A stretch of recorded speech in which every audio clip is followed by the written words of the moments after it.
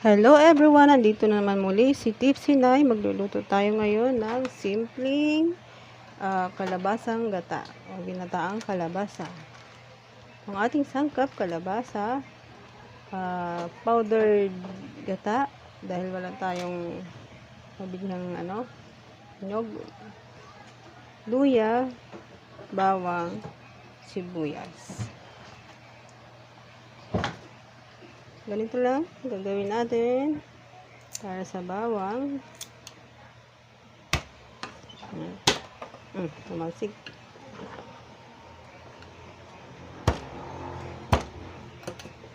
Pitpitin nyo lang siya para madaling balatan. Sibuyas.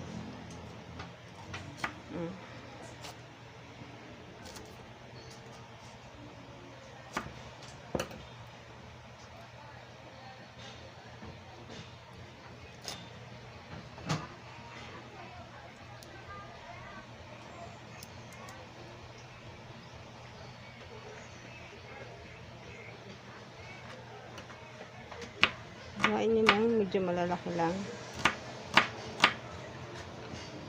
And then the ginger. Pwede nyo siyang balatan, pwede hindi.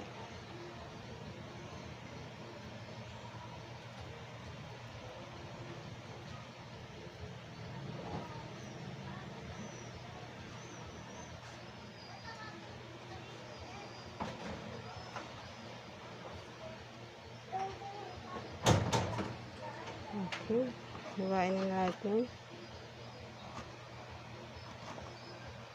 Ayan, ganun lang.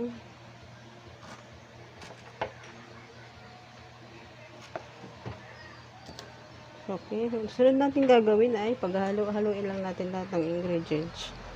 Hindi tayo magigisa para healthy ang ating gulay. So, nakasalang na ang ating lutuan. Gagawin natin ay haloin lang natin lahat ng ingredients.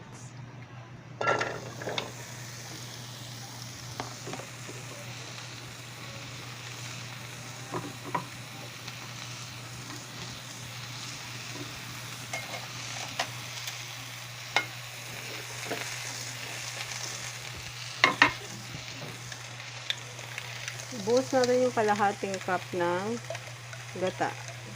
Yung powdered gata ito. So, yung kalahati buhos natin. Tapos mamaya pagluto na ibubuhos natin yung kalahati.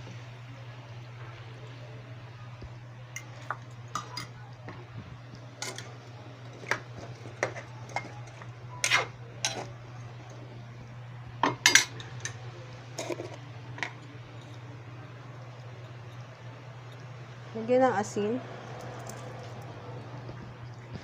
Mamaya na yung ibang panlasa. So, baka kulaan lang natin siya. 2 to 3 minutes.